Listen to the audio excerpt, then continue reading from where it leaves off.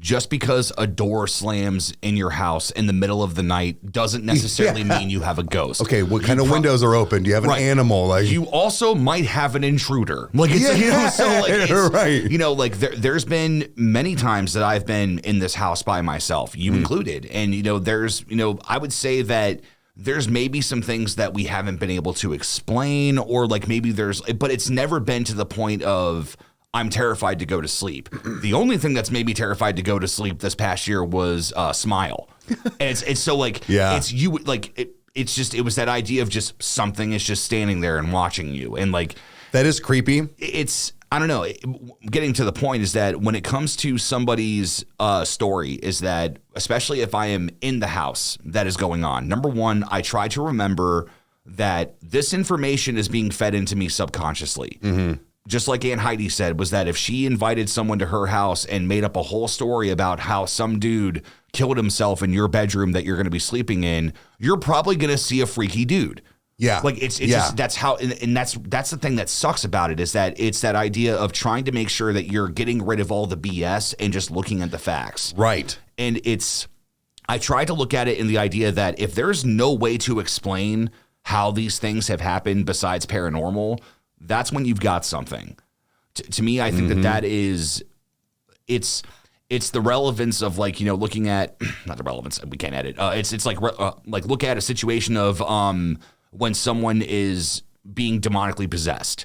There's a lot of things that you could look at and say that it's fake. And, it's like, oh, they're crazy, they're this. It's like, no, they're probably on meth. It's so like, right. It's, their voice is changing. It's like, okay, well, people can change their voices. When it starts to become compelling for me is when people start speaking Latin that have never spoken it before. Yeah. When there are moments that people acquire a huge boost of adrenaline and they're able to fight back in a way that they've never been able to.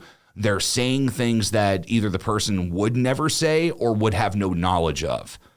That to me is where, like, I kind of look at it, because I mean, there's more things than just possession, but like, that's kind of how I look at it, is that is there enough evidence here to basically look at the situation and go, yeah, that doesn't make sense, because that's what paranormal is. It's completely not normal. It's like, it's this thing that is unnatural. It defies all of our understanding of how the physical world works and where everything else has a part in it. So to me, I think that I try to approach it with a lot of skepticism at first, because we did have an instance in this house where we thought we heard somebody in the basement. And it was just like, okay, like, that was weird. And like, mind you, like, we're standing in the kitchen with the door open, just talking. And for a second I thought, is somebody downstairs? Yeah. It wasn't, oh, the house is haunted. It was like, that's somebody's kind of, here. Yeah. That's where my mind goes. Right. So that's kind of where I live. But yeah, it's to me, I think that there's a lot of really freaky shit that happens, but there is also a lot of kooks, and there's a lot of people that want attention, and there's a lot of people that fake things, so. And that's where it's like, I really welcome the fact that we want to try. Keyword is try, not going to, just so you guys are aware. I'm terrified. But to go to, like, see the Lizzie Borden house, what was it? The Conjuring home. And then stay the night at the actual one that we have by us, which is the prison. You want to stay the night. I want no part. He won't do it. Like, I can't do it, dude. It's like, I want to take us to these places and try them out, because it's almost like a reaction in the fact of, I don't want to say I'm the skeptical one, but I'm the skeptical one. Kyle's for lack of a better term, the wuss, if you will, like, as far as like that, where it goes to that. I wear it proudly. Well, right. But what I mean is, as far as like that yin and yang. So to me, it's not, I don't welcome things like that, but mine is like, I'm not afraid of that stuff. I truly think that I have seen the worst side of evil for real in person before so many times, that other things, whether they're bad spirits or the crooked man that I've seen or whatever it is, it don't scare me. Right. It's not a macho thing. It's not a alpha male thing. It's just that I don't know why. I think it's because I've seen such dark things that other things just don't compare. Right. And so going to the Lizzie Borden house, all right, yeah, well, this is a small house, like, okay, nice place, and then move the fuck on. Right. I went there. Now, I'm not gonna taunt spirits either and be like, where the fuck are you? And I'm not a fucking idiot. Well, let's not get hasty, but no, it's just, that's the kind of stuff that does intrigue me. The movies don't.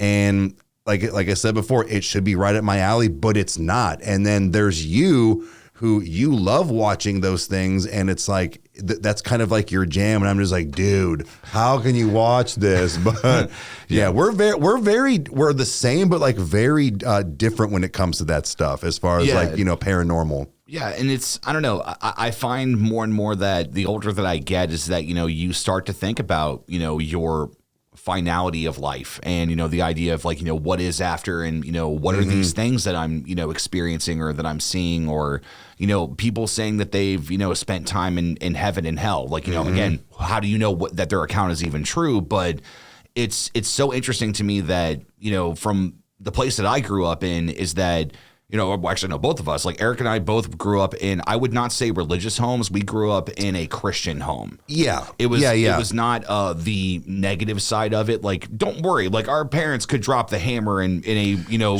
theological way, or could drop a hammer, you know, if we're just being, you know, asshole kids. But we were never really surrounded by that kind of stuff. Like, not really. More so like when my dad kind of came into the picture, because, you know, like mom and you would like watch scary movies as a kid. Like, I never really got exposed to that, but like we grew up in a very like, you know, stereotypical home. We had the front yard, we had the dog, you know, dad worked a 9 to 5, mom stayed home. Like, there was not a lot of crazy stuff that was going on. But when you think about it, is that our belief system at that point, being a Christian, is acknowledging the idea that God is 3 in 1. He became a man, lived his life till he was 33, died on the cross, then resurrected himself, and now he is alive. When somebody comes to me with a crazy idea, you know, or like something that's happened to them and they're shocked that I believe them, I'm like, I literally came from a belief system that these are the things that I like, and I would say that I still adhere to this day in different ways. And it's like, why would I not like listen to your story? I've had people in my life that have talked about whenever they were pursuing like paganism, or they were pursuing you know, Wiccan, and talking about how like, oh yeah, I heard that, you know, there's a possibility that like, I'm probably going to butcher this, but like, you know, pixies, like, you know, you can, you know, attract these things and they'll mess with your crystals. They'll do these things, like you'll hear them like moving in the middle of the night. And I'm not here to say whether those things are in fact true, but when they were talking to me about this, I listened. Because, look, man, if I believed in this thing, what else? Why can't I believe something else is real? Sure. You know? So it's just like, we already know that there's many animals that have existed on this planet that defy everything that we can understand about what is natural about the world today. So with something that's unnatural or paranormal, yeah, I'm kind of right at home, because I grew up in something that I acknowledged from a very young age, and I think it made my palate a little more broad in taking in somebody's conversation about things like that.